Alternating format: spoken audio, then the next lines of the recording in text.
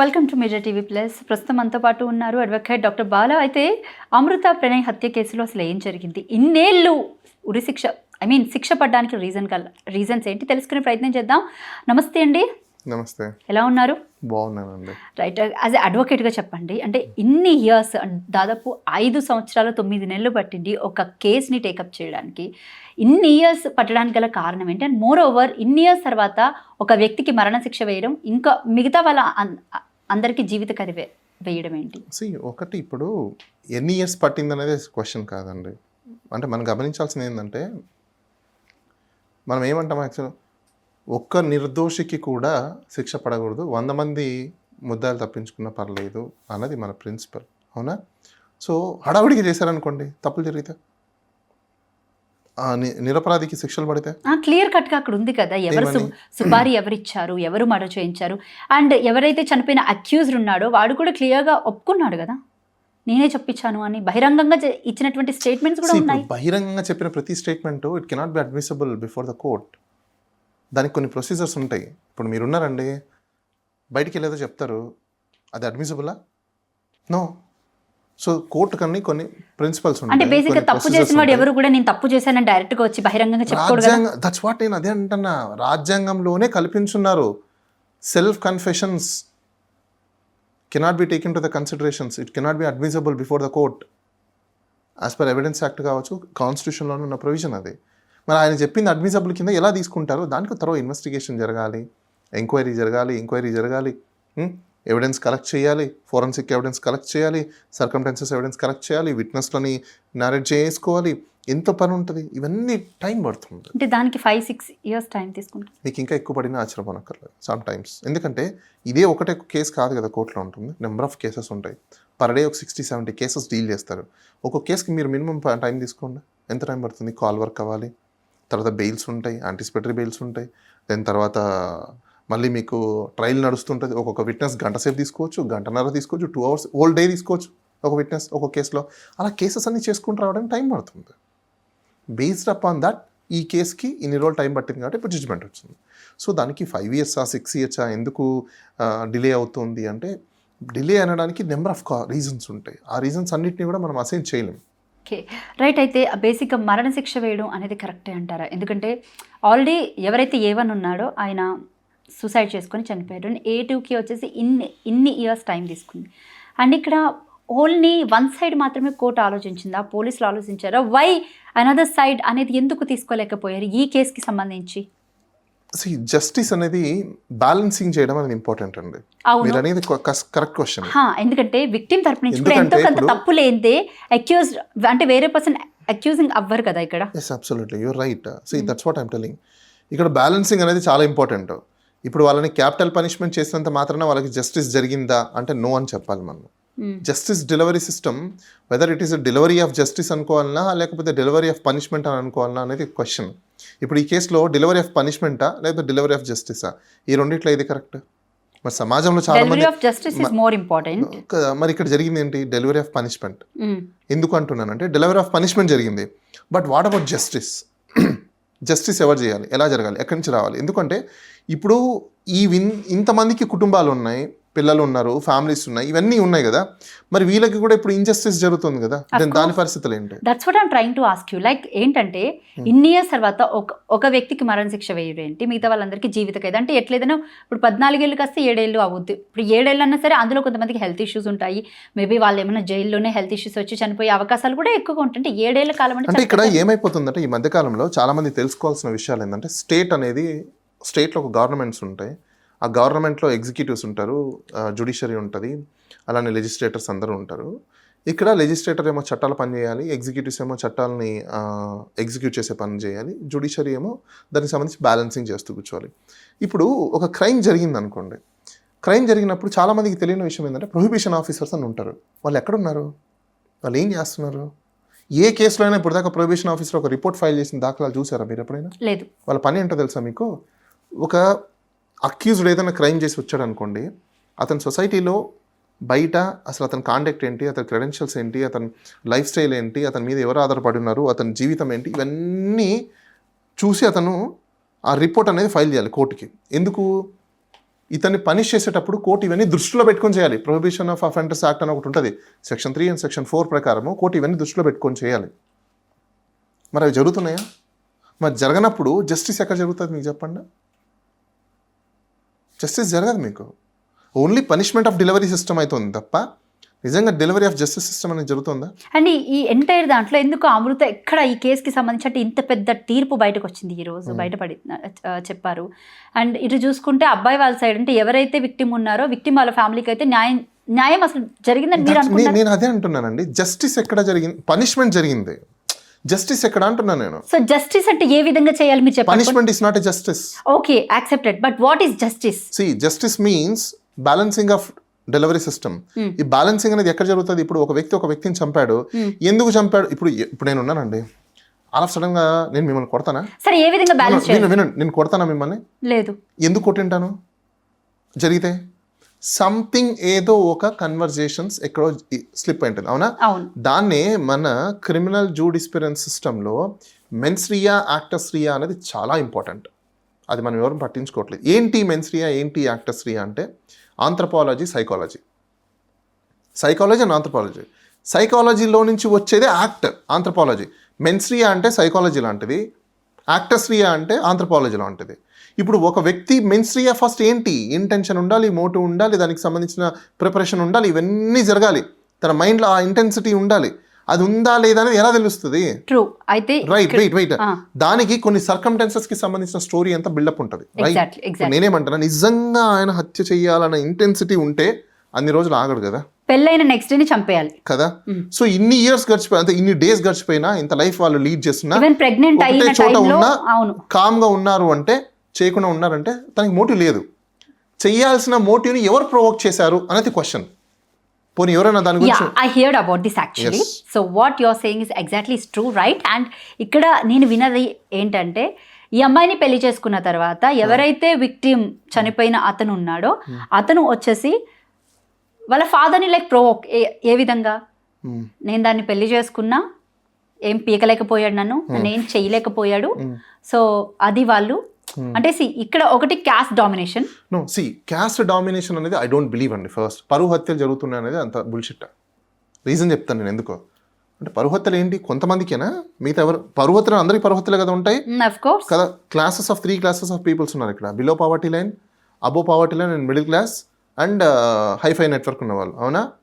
ఈ hifi network ఉన్న VIP network స్టేటస్లో ఉన్న వాళ్ళందరూ డిఫరెంట్ ఆఫ్ క్యాస్ట్లో పెళ్లిళ్ళు చేసుకోవట్లేదా? డిఫరెంట్ ఆఫ్ క్యాస్ట్ లో మ్యారేజెస్ చేసుకోవట్లేదా? అరేంజ్ మ్యారేజ్ జరుగుతున్నాయి, లవ్ మ్యారేజ్ జరుగుతున్నాయి, లేచిపోయి పెళ్లి చేసుకునే వాళ్ళు ఉన్నారు, ఇష్టం వచ్చినట్టు వాళ్ళు రిజిస్టర్ మ్యారేజ్ చేసుకున్నారు. మరి ఇక్కడ ఎక్కడ చావులు జరగలేదే? ఓన్లీ మరి బిలో పావర్టీలో కూడా లేవు, బిలో పావర్టీ కూడా లేవు. అలా జరిగినా హ్యాపీ లైఫ్ లీడ్ చేస్తున్నారు, ఇష్టమైతే కలిసి ఉంటున్నారు, లేకపోతే విడిపోతున్నారు, లేకపోతే డైవర్స్ తీసుకుంటున్నారు. ఎందుకు ఈ above poverty line and middle class మధ్యలో జరుగుతుంది? వై? ఎప్పుడైనా ఎవరైనా ఆలోచించారా ఎందుకు ఈ మధ్యలోనే జరుగుతున్నాయి అని చెప్పేసి? వీళ్ళ దగ్గర ఎందుకు జరుగుతున్నాయి? బికాస్ వాళ్ళ బతుకుకి భవిష్యత్తుకి మధ్యలో కొట్టుకుంటుంటారు. అటు కిందికి పడలేరు, అటు పైకి ఎదగలేరు. మధ్యలో ఫాల్స్ ప్రెస్టేజెస్ ఉంటాయి చూసారా, ఇల్యూజన్స్. ఆ ఇల్యూజన్స్ లైఫ్ స్టైల్లో బతికి వీళ్ళు ఊహించుకునే ఊహలలో జరిగేవి ఇవన్నీ. అంటే ఇక్కడ మారుతీరావు అజంప్షన్ చేసుకుని మర్డర్ చేశాడని అనుకోవచ్చా? అజంప్షన్, దట్స్ వాట్ నేను అదే అంటున్నా. అజంప్షన్ అనేది ఈ కేటగిరీలో ఉన్న వాళ్ళే అజంప్షన్స్లోకి ఎందుకు ఉంటున్నారు అనేది క్వశ్చన్ అంటున్నా నేను. ఇప్పుడు అతను ఎందుకు ప్రొవోక్ చేశాడు అనేది కూడా క్వశ్చన్. ఎందుకు అలాంటి ప్రొవోక్ చేసి సొసైటీ అలా చూస్తుంది వీళ్ళకి? అలాంటి సోషల్ సిగ్మా ఎందుకు సొసైటీలోకి వస్తుంది? సొసైటీ ఎందుకు చిన్న చూపుగా చూస్తుంది? సొసైటీలో ఎందుకు ఇలాంటి మాటలు వస్తున్నాయి? Why? This is all questions. This questions are leads. ఇప్పుడు ఈ క్వశ్చన్స్ అన్నిటి ఎవరు సాల్వ్ చేయాలి? అతను ఎందుకు చంపాల్సి వచ్చింది? ఇప్పుడే నేను మీకు ఒక రీజన్ చెప్పాను, అంటే ఇలా జరిగిందంట అని చెప్పేసి. నేను ఇప్పుడు పరువు హత్య అని మీరు అన్నారు, నిజంగా పరువు పోయిందని అనుకున్నప్పుడు, వాస్తవంగా అనుకుంటే డే వన్ జరగాలి, డే వన్ జరగల.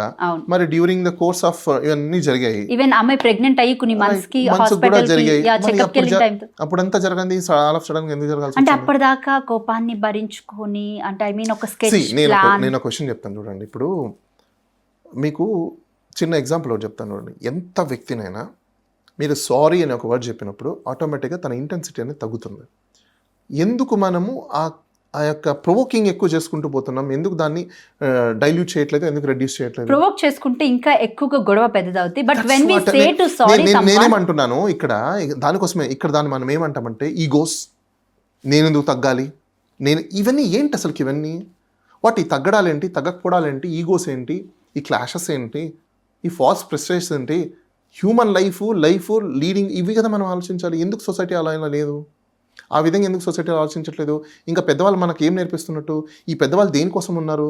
వాటి ఇలాంటి ఫాల్స్ ప్రెస్టేషన్ చూపించి సొసైటీలో టర్న్అప్ చేయడానికా? ఇలాంటి సోషల్ సిగ్మా పెట్టడానికా? ఇదే కదా జరుగుతుంది. పుట్టినప్పుడు దగ్గర నుంచి చనిపోయిన వరకు comparison of life. For what the reason you want be comparison? ఒకడు ఫస్ట్ రావాలంటే కంపారిజన్, లాస్ట్ రావాలంటే కంపారిజన్, చదవాలంటే కంపారిజన్, బతకాలంటే, what is this? Under which society we are an human society or animal society? It's very big question అండి. Unfortunate ఇదంతా. Okay, అక్కడ justice జరిగిందా అంటే నాకు తెలిసినంత వరకు పనిష్మెంట్ డెలివరీ సిస్టమ్ జరిగింది తప్ప, పనిష్మెంట్ డెలివరీ అయింది తప్ప, ఇట్స్ నాట్ అబౌట్ జస్టిస్ అండి. ఇప్పుడు ఇంతమంది పనిష్మెంట్స్ పడ్డాయి, వాళ్ళు ఇప్పుడు ఒక వ్యక్తి దొంగతనం చేశాడు అని అనుకోండి సపోజ్, లేకపోతే ఇంకొక వ్యక్తిని కొట్టాడు, దోచుకున్నాడు అనుకోండి. అసలు సొసైటీలో దొంగతనాలు, దోపిడీలు ఎందుకు జరుగుతాయి చెప్పండి? స్టేట్ ఫెయిల్యూర్ అయినప్పుడు జరుగుతాయి. వాట్ ఈస్ స్టేట్ రెస్పాన్సిబిలిటీ తెలుసా మీకు? రాజ్యంలో బతుకుతున్న ప్రతి ఒక్క మనిషి, జీవి, అలానే ప్రాణి, జంతువుతో సహా ప్రొటెక్ట్ చేయాల్సిన బాధ్యత స్టేట్ మీద ఉంటుంది. ఆ స్టేట్ పట్టించుకోనప్పుడే, జనాలకు ఆపర్చునిటీస్ ఇవ్వలేనప్పుడే, జనాలకు కావాల్సినవి ఇవ్వలేనప్పుడే, ఎక్కడైతే మీకు క్యాపిటలిజం పెరిగిపోతుందో, గ్రూపిజం పెరిగిపోతుందో అక్కడ ఇలాంటివి జరుగుతూ ఉంటాయి. ఈ సొసైటీలో అదే కదా ఉంది ఇప్పుడు. అందుకోసమే ఆ ఫాల్ ప్రెస్టేజెస్ వల్లనే ఈరోజు ఒక నిండు ప్రాణాన్ని కోల్పోయాం. దాంతోపాటు సబ్సిక్వెంట్గా ఎంతమంది ఇప్పుడు వాళ్ళ తండ్రి చనిపోయారు, తర్వాత వాళ్ళ కుటుంబం మొత్తం రోడ్డు మీద. అంటే ఈ కేసుకి సంబంధించి ఎవరైతే అడ్వకేట్స్ కానీ, లాయర్స్ కానీ వీళ్ళంతా ఉన్నారు, ఇటు అక్యూజ్డ్ తరపున, విక్టిమ్స్ తరపున కూడా, ఎందుకు వాళ్ళు ఈ కేసును ముందుకు తీసుకెళ్ళడానికి అంటే ఇన్ని రోజులు పట్టింది? సరే, వాట్ ఎవర్ ఎంక్వైరింగ్ లేకపోతే మిగతా అవన్నీ పక్కన పెడితే కూడా, బట్ కేసుకి సంబంధించి ముందుగానే కొంచెం లీడింగ్లోకి వెళ్ళాలి, ఏదో ఒక రోజు ఇది తీర్పు రావాలి అనే ఇంటెన్షన్ కూడా ఎవరైతే హ్యాండిల్ చేస్తారో కేసుని వాళ్ళకు కూడా ఉంటుంది. బట్ వై ఇన్ని ఇయర్స్ టైం తీసుకున్నారు? నేను అదే రీజన్ మీకు చెప్పాను కదా, ట్రయల్ అనేది it's not over the night జరిగేది కాదు. యు ఆల్ గైస్, మీరు ఒక అజంప్షన్స్లో ఉండి ప్రజలకు కూడా మీరు అది చూపించేసి ఎందుకు ఇంత లేట్ అయింది, ఎందుకు అంత తొందరగా అవ్వలేదు అంటే మీరు చెప్పేస్తే. ఈవెన్ కేసు ఫైల్ చేసినటువంటి వ్యక్తులు అంటే ఇప్పుడు ఎవరైతే గతంలో ఎస్పీ ఉన్నారు, ప్రెసెంట్ హైడ్రా కమిషన్, ఆయన కూడా కేసు ఎక్కడో తప్పుదావ పట్టించబోయారు అన్న కామెంట్స్ కూడా వినిపించాయి నాకు. మీడియా వచ్చేసిన తర్వాత ఇప్పుడు బ్యూరోక్రసీకి కొన్ని రిస్ట్రిక్షన్స్ ఉన్నాయి. ఆ రిస్ట్రిక్షన్స్లో కొన్ని రీజనబుల్ ఎగ్జంప్షన్స్ వాళ్ళకి ఇచ్చారు. ఆ రీజనబుల్ ఎగ్జంప్షన్స్ని తీసుకొని ప్రతి ఎవరు పడితే ఏమైందే మాట్లాడుతున్నారు మీడియాలో. వాట్ మాట్లాడడం వల్ల ఏం లేదు చెప్పలేము. ఇప్పుడు వాళ్ళు ఆయన నిజంగా ఇప్పుడు ఆయన మాట్లాడినప్పుడు ఆయనకు పవర్ ఉంది కదా, మరి ఆయన రెస్పాన్సిబిలిటీ ఉన్న ఒక ఆఫీసర్ కదా, దెన్ ఆయన ఎందుకు దాన్ని రిపోర్ట్ చేయలేదు ప్రాపర్గా? సింపుల్ లాజిక్ కదా, ఆయన ఎందుకు ప్రాపర్గా రిపోర్ట్ చేయలేదు? You just throwing words, instead of throwing words do your duty, right? Anybody stop you? No. తప్పుదావ పట్టించేది ఎవరో చేశారన్నప్పుడు then write a report, concern మేజిస్ట్రేట్కి రిపోర్ట్ రాయండి. ఎందుకు రాయలేదు మీరు? దానికి ఒక ప్రొసీజర్ ఉందిగా, మరి ప్రొసీజర్ని ఎందుకు అడాప్ట్ చేసుకోవట్లేదు? ఇది ఒక ప్యాషన్ అయిపోయింది ఈ మధ్యకాలంలో. ప్రతి ఒక్కరు కూడా వర్డ్స్ని త్రో చేయడం ఈజీగా అయిపోవడం. If really you want to throw that words, stick on that words and do your role, discharge your duty. Instead of doing that and throwing in the word society and society change avali. We are not throwing words kada. Not you, anybody. Throwing in the media. It's not, it is a very easy.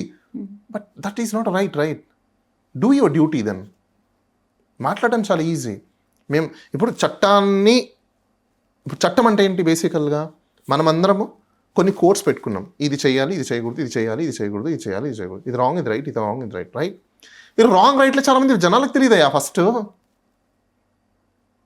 వాళ్ళకి తెలీదు. ఇంకా నువ్వు wrong right చేసే వ్యక్తులకి తెలియనప్పుడు నువ్వు ఏం చేస్తున్నావు? ఇప్పుడు ఒక వ్యక్తి గొడవ పడకూడదు, అసలు ఎందుకు గొడవ పడుతున్నారు, ఏంటి, గొడవ పడకుండా ఎలా ఉండాలి, సమాజం ఏంటి, చదువు ఏంటి, స్కూల్ ఏంటి, కాలేజ్ ఏంటి, మనుషులేంటి, అభిప్రాయాలు ఏంటి, మనమందరం ఏమంటాం? పీస్ అంటారు equality, law order public order, law and order public order.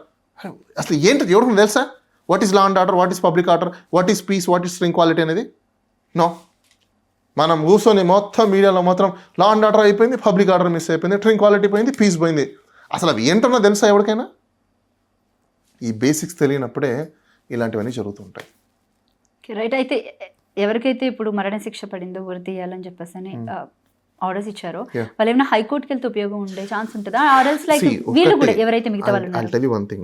ఈ కేసుల్లో ఇలాంటి క్యాపిటల్ పనిష్మెంట్స్ పడినప్పుడు సిఆర్పిసి సెక్షన్ 366 ప్రకారం ఖచ్చితంగా కన్ఫర్మేషన్ బై హైకోర్టు అనేది రావాలి. అక్కడ కంప్లీట్ మళ్ళీ ట్రయల్ జరుగుతుంది. It takes time. అక్కడ ఎక్కడైనా కానీ బియాండ్ రీజనబుల్ డౌట్ ఒకవేళ హైకోర్టులో కూడా అదే తీర్పు వస్తే సుప్రీంకోర్టుకి వెళ్ళే అవకాశాలు ఉంటాయి. ఓకే సో మీకు in case suppose beyond reasonable doubts అక్కడ ఒకవేళ అక్విట్ అయింది అనుకోండి, the ends matter. Okay right. ఒకసారి మనం గవర్నమెంట్ విషయానికి వద్దాం. యా, సో 15 నెలల కాల పాటు కాంగ్రెస్ పాలన నడుస్తుంది. సో మీరు ఏమనుకుంటున్నారు? 15 నెలలు నడిచినా గవర్నెన్స్లో పబ్లిక్కి సాటిస్ఫాక్షన్ లేదు. ఒకటి, చాలా వరకు కూడా డిస్సాటిస్ఫాక్షన్ ఆఫ్ స్టేట్ పీపుల్ అనుకోవాలి. But it's not that up to mark what people are expected. I can say that. Even అంటే 10 మంది ఎమ్మెల్యేల మీద అనర్హత వేటు వేయడం జరిగింది. అండ్ దానికి సంబంధించి కూడా రీసెంట్గా ఒక తీర్పు కూడా వచ్చింది. సో త్వరలో స్పీకర్ కానీ డెసిషన్ తీసుకోకపోతే ఈవెన్ ఇది ముందుకు వెళ్ళే ఛాన్సెస్ ఎక్కువగా ఉన్నాయని అంటున్నారు. ఒకటండి, ఇప్పుడు అనర్హత వేటు నేను ఒక విషయం చెప్తాను. సుప్రీంకోర్టు మీరు దాని ప్రకారంగా రూల్ ఆఫ్ లా ప్రకారంగా చేయమంటారు చెప్పనిచ్చి, డైరెక్ట్గా చేయమని చెప్పదు కదా. ఇప్పుడు వాళ్ళు మాట్లాడడానికి స్పీకర్ ఏమంటాడు, ప్రూవ్ అవ్వలేదు అంటాడు. What you can do? లేదు, ఈ పిటిషన్ నేను డిస్మిస్ చేస్తున్నాను, ప్రూవ్ అవ్వలేదు, వాళ్ళు అదే పార్టీలో ఉన్నారు అని చెప్పేసి అంటారు. అప్పుడు ఏమైతుంది? సో ఇవన్నీ కూడా గవర్నమెంట్ టాక్టిక్స్ అని అనుకోవచ్చు. అంటే రీసెంట్గా It is not government. Patan చెరువు ఎమ్మెల్యే కూడా ఇదే మాట అనడం జరిగింది. He already goes to Congress party and ఆయన కండువ కూడా కప్పుకున్నాడు. డైరెక్ట్గా కండువ కప్పుకొని నిన్నగాక మొన్నేమో ఒక మీటింగ్లో డంప్యార్డ్ మీటింగ్లో తను చెప్పడం నేను పక్కా బీఆర్ఎస్ అని చెప్పేసి. అంటే ఏంటిది అంత గవర్నమెంట్ టాక్టిక్స్? ఇప్పుడు మీకు ఏమవుతుందంటే, ఒక గవర్నమెంట్ రాగానే కొంతమంది మీద గవర్నమెంట్ తప్పుడు కేసులన్నీ పెట్టించేసి వాళ్ళ భయభ్రాంతులను గురి చేసి వాళ్ళ దగ్గర ఫేవరిజం ఉండాలని చెప్పి ట్రై చేస్తున్నారు. అవును, 10 మంది తప్పక వాళ్ళు అటు వెళ్తున్నారు, మాట్లాడుతున్నారు. అవును. బట్ ఒరిజినాలిటీ ఏంటి? అంటే సుప్రీంకోర్టులో కేసు వేసిన తర్వాత ఈ విధంగా మాట్లాడారంటే వీళ్ళు ఏమనుకోవాలి? అట్లని కాదండి. ఇప్పుడు నేను అదే అంటే ప్రూవ్ ఎక్కడ అంటున్నాను, వేర్ యూ ప్రూవ్? ఆల్రెడీ వాళ్ళు అక్కడ క్లియర్ లిజన్, కండువ కప్పుకున్నారు ఏ కదా. టెక్నాలజీ వచ్చిందండి ఇప్పుడు? కండువ కప్పుకోలేదు, ఏలో క్రియేట్ చేశారంట. రేవంత్ రెడ్డిని కలిసిన ఫోటోస్ అది కూడా ఏ అంటారు.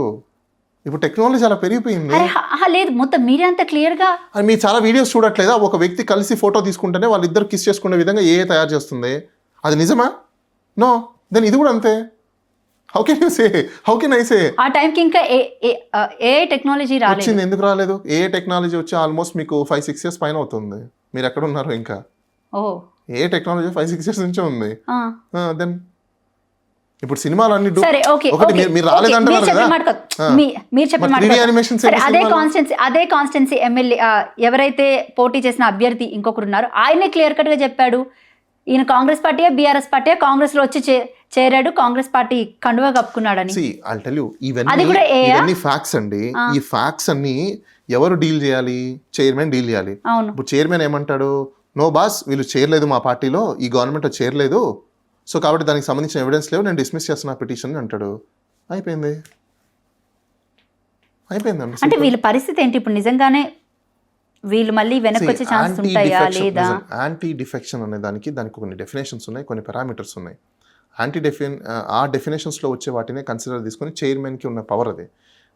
జుడిషియరీ మీకు లెజిస్లేటివ్ బోన్లోకి ఎంటర్ అవ్వదు, సజెస్ట్ చేస్తుంది తప్ప వాళ్ళని డైరెక్ట్ చేసి మీకు రూల్ ఆఫ్ లా ప్రకారం చేయమని చెప్తుంది తప్ప, వాళ్ళ బిజినెస్ రూల్స్ ప్రకారం చేయమని చెప్తుంది తప్ప సుప్రీంకోర్టు హైకోర్టు డైరెక్ట్ చేస్తుందా? అంటే ఇప్పుడు స్పీకర్ కి డెసిషన్ ఇచ్చి ఆల్మోస్ట్ 6 months పైన అయింది, ఆయన ఎలాంటి డెసిషన్ తీసుకోలేదు. బట్ ఇది అంటే ఈ కేసుకు సంబంధించి సుప్రీంకోర్టు సుమోటోగా తీసుకునే అవకాశం ఉందంటారా? నో. దెన్ వాట్, ఏం జరుగుతుంది మరి ఫర్దర్ గా? నేను అదే అంటున్నాను కదా మీకు, చైర్మన్ ఇస్ అల్టిమేటం. ఇక్కడ చైర్మన్ ఇస్ అల్టిమేటం. చైర్మన్ కావాలనుకుంటే చేస్తాడు, లేదనుకుంటే చేయరు. It's very simple. ఇంకా న్యాయం ఏం జరుగుతుంది మరి? అసలు న్యాయం ఇక్కడ ఎక్కడుందండి? నాకు ఒక విషయం చెప్పండి. ఫస్ట్ ఆఫ్ ఆల్, మీరు ఇప్పుడు సపోజ్ ఇదే వ్యక్తి ఒక బీఫామ్ మీద గెలిచాడు అనుకోండి, నేను ఆ పార్టీకి రిజైన్ చేస్తున్నా అంటాడు. రిజైన్ చేసి వచ్చి అసెంబ్లీలో కూర్చుని ఆయన పని చేసుకుంటాడు. సో ఆయన మాత్రం యాంటీ డిఫెక్షన్ ఇస్తారా? లేదు. ఆయన నెక్స్ట్ డే పోయి అది అతని ఇష్టం కదా. ఇండిపెండెన్సీ వచ్చేసాక ఇప్పుడు గవర్నమెంట్ కి అతనికి ఎన్నో పనులు ఉంటాయి. సరే, మీరు అన్నట్టు ఇండిపెండెంట్ గా ఉంటే తన వర్క్ తను చేసుకుంటూ ఓకే. బట్ వేరే పార్టీకి వెళ్ళి డైరెక్ట్ గా కండువా కప్పుకుని ఫోటోస్ అవి బయటికి రిలీజ్ చేసి ప్రతిపక్ష వాళ్ళని పదే ఇక్కడ మీరు నేను వాదించుకున్నంత మాత్రం యూజ్ లేదు. నేను ప్రాక్టికాలిటీస్ మీకు చెప్తున్నా. ఇప్పుడు వాళ్ళు ఏమంటారు, ఇప్పుడు చైర్మన్ దగ్గరికి వెళ్ళింది అనుకోండి సపోజ్, ఇప్పుడు ఆ ఫోటోస్ ఇవన్నీ పెట్టారనుకోండి, వాళ్ళు ఏమంటారు, ఇది అండి మేము చేయలేదు, మేము జాయిన్ అవ్వలేదు, కావాలంటే అడగండి అంటారు. సపోజ్ ఇప్పుడు కాంగ్రెస్ పార్టీ ప్రెసిడెంట్ వస్తాడు, వచ్చి ఏమైనా మీ పార్టీలో జాయిన్ అయ్యారా, మెంబర్షిప్ ఉందా అని అంటారు. లేదు సార్ మా దగ్గర అయితే డేటా ఇవ్వంటారు. వాళ్ళ మెంబర్షిప్ మొత్తం ఇస్తారు, అందులో ఇలా పేర్లు ఉండవు. ఓకే అయిపోయింది. పోనీ వీళ్ళ వీళ్ళ వీళ్ళ పర్సన్స్ పెడతారు. పోనీ మీరు ఏమైనా రిజైన్ చేసినట్టు మీ దగ్గర రిజిగ్నేషన్ ఏమైనా ఉందా అని అంటారు పార్టీ నుంచి. ఏమీ లేదు. ఇంకా అలాంటి ఎలా ప్రూవ్ అవుతుంది? అటు వాళ్ళ దగ్గర జాయినింగ్ డేటా లేదు, ఇటు వీళ్ళ దగ్గర రిజిగ్నేషన్ డేటా లేదు. మరి ఏ విధంగా మీరు ఆ పార్టీ జంప్ అయిపోయారని చెప్తారు, కండువా వేసుకున్నారు అని చెప్పేసి వాళ్ళు ఏ అంటారు? Who knows? ఇప్పుడు ఏ టెక్నాలజీ ఫర్దర్గా ఈ కేసుకి మరి సంబంధించి ఎలా ముందుకెళ్ళాలంటారు? నథింగ్ విల్ హ్యాపెన్ అండి. నథింగ్. అది చైర్మన్ తీసుకోవాల్సిన డెసిషన్. చైర్మన్ ఏమంటాడు, ఈ క్యాండిడేట్లు ఎవరు మా దగ్గర జాయిన్ అవ్వలేదంట ఈ పార్టీలో, అది కాంగ్రెస్ పార్టీ రిపోర్ట్ ఇచ్చింది, దెర్ ఎండ్స్ మ్యాటర్. సో కాబట్టి పిటిషన్ డిస్మిస్ అయిపోయింది. అంతకుమించి ఏముంటుంది అక్కడ? సింపుల్. ఇక్కడ ఎవరు భయపడ్డారు, ఎవరు ముందుకెళ్తారు? భయము భక్తులు అని నాకు తెలియదు. నాకు ఆ లాంగ్వేజ్ ఆఫ్ ఇది I don't know. You ask me a question being as an legal expert, I'm saying simple. Right, thank you అండి. థ్యాంక్ యూ సో మచ్ మీ విలువైన సమయాన్ని మాకు కేటాయించినందుకు.